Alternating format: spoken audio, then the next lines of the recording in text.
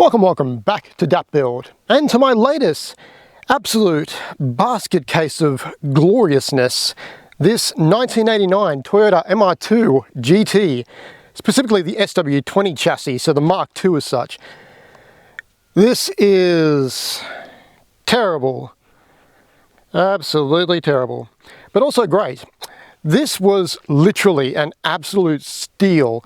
Given the prices that these things are rising to, it is impossible to find one for what I'd consider a decent price. Now, with that being said, this one is by no comparison whatsoever anything like every other car on the market right now. So this, by all accounts, is a complete wreck. It was listed more or less by intent of the seller as a parts car. I decided to scoop it up because it still had 6 months registration as well, to buy it as a complete unit and not really restore it, but I will be more or less converting it to a track car. And trust me, that won't be too hard because it is part way there already. The body is rough, the engine has leaks, the interior is torn to shreds. This thing has had one really rough life. And it's up to me to save it. And I will. I don't think it's too bad. Yeah, but with that being said, there is quite a lot to do, but I'm not focusing on the itty little bitty bits because this car will never ever be perfect ever again. The body has way too many bumps, knocks, ripples. This entire boot here is just dented to F. Roof, again, multiple, I assume, hail dents. It's just completely littered. The paint is also separated from here. I actually think they used to have GoPros mounted to this thing because I know where they had it, the roads were more or less a rally circuit, to be perfectly honest. So this thing has certainly run its course. But circle here, circle there, I swear there's a circle on the bonnet too. This thing has definitely been used for fun, which is exactly what they're designed for. They were a fun midship car with absolutely gnarly handling. Not going to touch on that one too much because obviously we all know the lovely factor of what the MR2 is all about. This being the 89 model, the very first one, the very first year of release, yes, it does have the really short control arms, tie rods. I can't remember, I'm drawing a blank on that one right now, but more or less the nasty subframe setup, which of course can cause incredible tow at an instant basically. So it will be fun, but I will be rectifying that sort of stuff. So anything mechanical wise that can improve the car for handling, that's where my main focus will be. The body itself will always kind of remain rough like this, but I will perhaps touch up here and there, rattle can and whatnot. Trust me, the bonnet is no picnic table.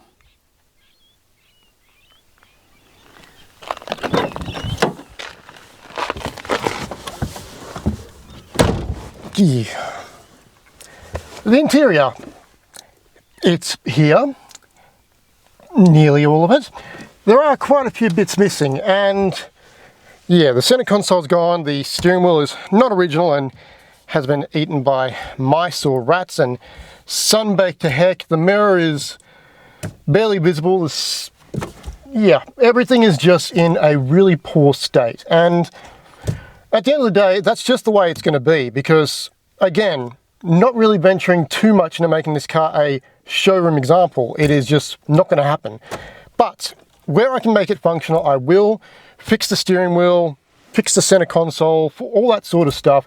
Should be relatively straightforward. Seats-wise, these are, yeah, falling apart, and I'm really, despite the nice features and kind of cool look and everything, they're not overly supportive in the base, so I will get a replacement, at least driver's seat for this car. But yeah, it's, of course,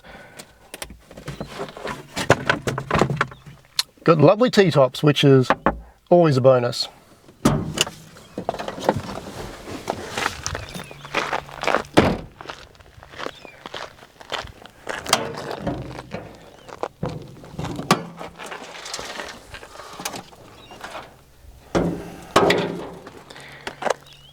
Whilst it's all mostly there, There is the unfortunate factor of the rubber around just completely being eaten away by the rodents at bay. The carpet here, I assume, is from the boot. I'm hoping that I do have all the carpet here because the driver's floor is missing, passenger floor is in place, and the boot is missing. So one of these is going somewhere in the car, I just don't know where yet. Spare tire included, no jack or tools unfortunately. Power steering, it's there. Kind of works sometimes. I assume it's just the relay factor. It's seemingly a very common issue. I don't know what that is and I don't want to keep touching it. Yeah, so, but the most important thing of this car, apart from the fact that the fans are wide on immediately upon turning on the ignition, is this.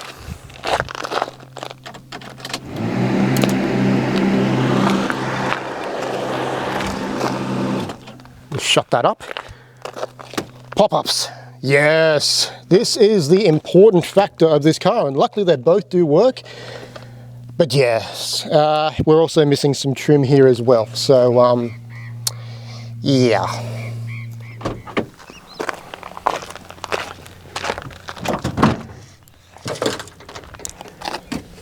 The boot, trunk, cargo space. Hole in the, anyway, it does have a few little bits and pieces in here, so that is quite good. I don't seem to be seeing another lot of carpet, so I'm missing a carpet one way or the other. That's a pity, but anyway. I have no idea what's in half this stuff, but I do at least have the fog lights, so there's a bonus. I won't be going through this right now. I'll make a second video of what's missing, what's in the car, what's not in the car, and exactly everything that's broken with this, and the list is quite long. But at least there is a decent, somewhat decent platform here to work with. It's kind of worse than you think, but it's also not as bad as it could be. Anyhow.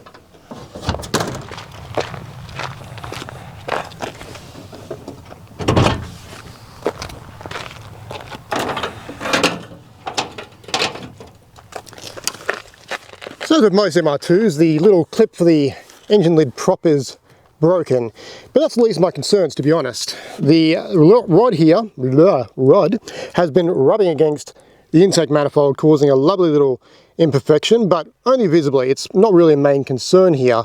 What is a concern though is fluids coming out of cables and hoses that it really shouldn't, like oil coming out of a vacuum hose. What the heck's that about?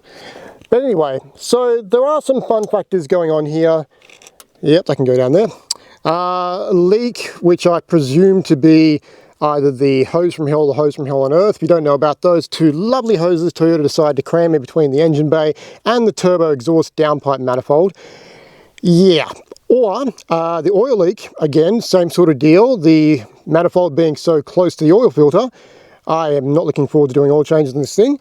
It just basically dries up the O-rings, makes them crack, and then of course they start weeping, and there's another O-ring behind that with the heat exchanger. Again, very susceptible to fatigue and failure in time. So yeah, they're probably on my to-do list very, very soon, and it won't be the first thing I do for a reason. Next video for that one. But otherwise, it's filthy, but it's mostly all there. I do seem missing the heat shield for the exhaust manifold, which I'm not really too happy about, but I'm sure I can find some of those, I don't know, floating around the internet somewhere. But this is more or less the platform in which I'll be sticking with. I'm not doing an engine swap. This is staying as a 3S GTE 2-litre turbo. I'm not doing a V6. I'm not doing a K swap, anything like that. I do quite like this engine. I do like the balance that this thing provides, and they're known to make great power. They are a really strong workhorse motor. And if this thing can stand from, you know, being abused for as long as it has, it'll certainly do some duty for me on the track once everything is better sorted. So was it a mistake buying this thing? Well, absolutely not. For what I paid for this thing, and I'm, unfortunately for those who would really like to know, not going to release that number. I've wanted one of these things for a fair while. A friend of mine had one back in I'm going to say now 2 decades ago.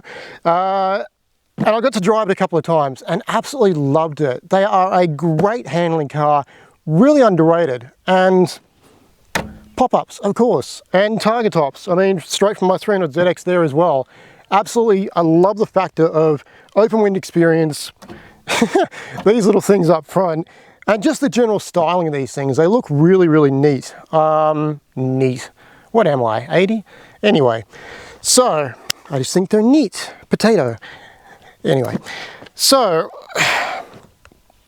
yeah, it's going to be a long stretch, but again, I'm not going completely crazy on this thing. I am just going to be doing the requirements in order to make this thing, A, drivable without fearing that it's going to grenade on a highway doing 100 kilometers an hour for 3 hours straight.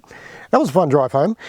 But otherwise, yeah, just neaten it up, make it look, I'm going to stop talking very soon, somewhat respectable. The bonnet, of course, does need a bit of a spruce up, so I'll do a bit of a rattle can job on that one. It's got a lovely peeling everywhere on the front end wrap job going on. So the bumpers, tops of the guards, the headlight covers, and I think the wing as well, that'll need to be removed because it looks horrible and it's just going to keep blistering and peeling. So that does need to go as well. Apart from that, I'm just going to enjoy the heck out of driving this thing. It's a bucket of fun. I absolutely love these cars, and even in the poor state it's in now, and it does have coilovers, which kind of does help it to a small degree, but it is just so much fun chucking this thing around. And okay, yes, you got to be careful, blah blah blah, but I just absolutely love driving these things. It is, in my opinion, better than the Abarth I came from, and the Abarth was a great handling car. It was an absolute hoot to drive. But in wanting something that I could actually track without fear of binning it, which this is completely the wrong car for that. It's a freaking MR. But anyway, yeah, just having a really cheap track toy is more or less the aim here. And I wanted something that I could have fun with, that I really like the design of, that I know has potential, and that is not going to grenade itself in 2 seconds going around a corner, like the Boxster I had imagined of buying. So, yes, if you like to follow the journey, I will be doing, hopefully, decently regular updates. I'm just bringing this channel back to life after a bit of a hiatus. But yeah, if you do like builds, stuff like that, I do have other stuff going on as well. A complete teardown rebuild of a Porsche replica. Other builds on my once now sold Abarth 595 and a Volkswagen B, which no one cares about, so I stopped doing videos on that one. But it has updates too. I may do a roundup video eventually for that one. So next video, we'll be going over everything that's missing, broken, and included perhaps with this car. Fingers crossed, most of the important stuff I need's there, like, I don't know, sun visors. But until next time, guys, like, subscribe, comment below, etc. This has been Dat Build. Now, get back to your build. Until next time, guys, cheers.